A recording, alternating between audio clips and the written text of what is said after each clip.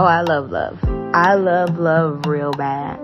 I am a true hopeless romantic, and that's why I decided to research and study love, because I found myself trying to dabble in the space of like male bashing and love hating and all these things. I tried my hardest, and I literally couldn't do it. And again, discipline issues, yes. Emotionally unstable, we get it, all the things. But truly what it boiled down to was God didn't give me this desire for no reason. So I asked, I was just like, what do you want from me? Like, do you want me to have a husband? Like, why do I desire not just love, but the surrounding of love, the communication about love? And everybody does, but I think I took this very special interest and liking into like the coined hashtag Black love and all these things, like what it really means, what it really looks like. And so my desire wasn't just about like, oh, I want a man, it was truly about like figuring out the thing. What does love as a Black American in 2025 look like? And I say 2025, I've been trying to figure this out since 20 whatever, right? And I've always tried to put words to it. And me and my best friends would stay up till 3 a.m. discussing what these things look like. Why do we do this? And not even in comparison to other races, because I feel like that's where things get lost in translation too. It was never just about that. A lot of times, if I compare us to other races, it's just to like make a distinguishing difference between certain like dating models, and I'll try to draw statistical data. If I'm doing comparison, I'm rarely trying to be like, well, they do this and we do that. It's more so me trying to pull stats to show this is where the gap is. Like when we talk about the wage gap isn't just to be like, oh my God, we don't make no money, blah, blah. It's truly to be like, no, this is happening. And so when I just started thinking about love and what it is, I was like, I can't play into the whole I want your money, I don't want you type of vibe. And I love all of those movements. Let's be clear. It's very fun to bash your man sometimes when you're on the phone with your homegirl. It's very fun to be sprinkle.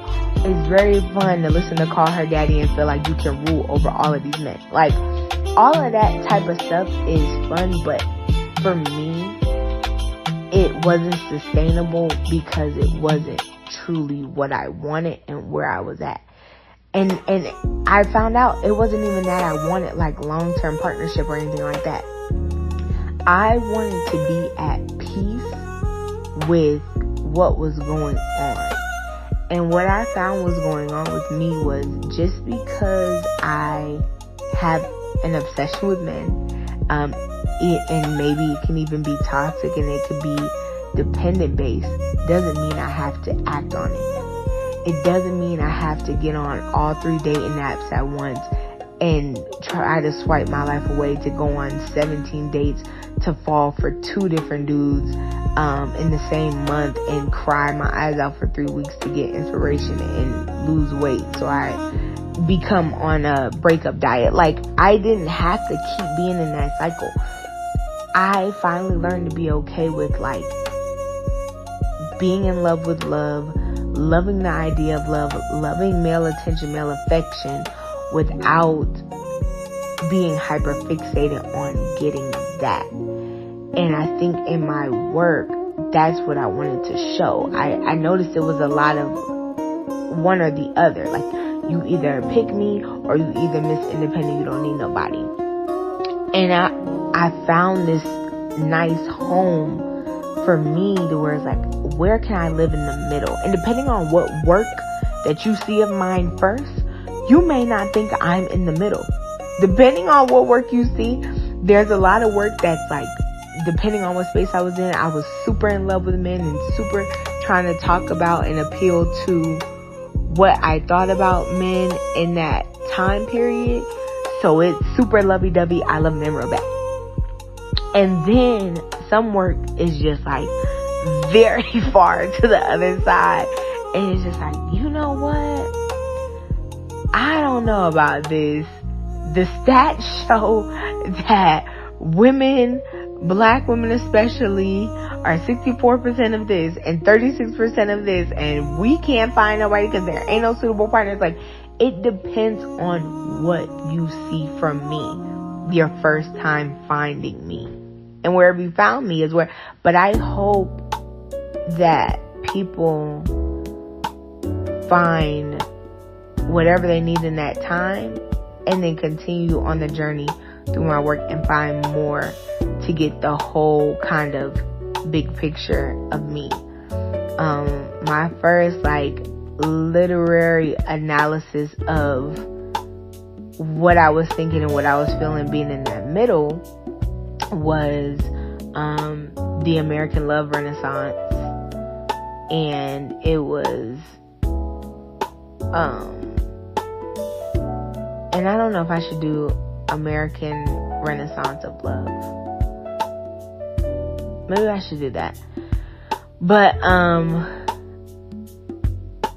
the Black Romantic Resurrection era. And I just kind of talked more about how we're going to be in a different time period of less finger pointing, less finger wagging, less blame gaming, and more about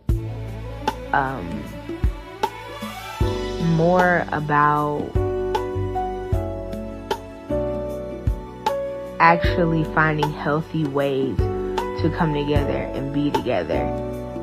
Even with all the statistical data against us, I think it shows you gotta get through the fire to get where you want to go. And I feel like a lot of the things that we were arguing about and we were hashing out, and it was messy and it was annoying and it felt redundant, needed to happen in order for us to get to the other side and be like, okay, this is what this party's asked for, this is what this party's asking for. And then to be able to go into relationships as whole people, where in the last how many ever years we were never really able to do that.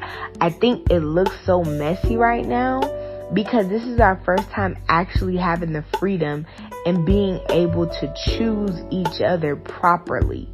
And what I mean by that is you discover what the 40s through the 70s was just straight up, you need to be my provider, my protector, my whatever, because I can't make a living without a man and all these kids. Okay. Then, after that, the 80s, crack era, and then you go to the 90s, crack still lingering around, whatever, then you get this mass misogyny of rap artists and other things, whatever, in the 2000s. Finally, and in the 2010s, finally, we're at a point in the 2025 where, okay, yes, Black women are becoming more educated, but I think that's going to lead to Black men seeing that, following suit, and maybe not just education, right, but following suit in different ways to become more whole people, and we'll meet each other on the other side. I think people are just getting so hung up on and hyperfixated on where we are right now and not where we're about to be.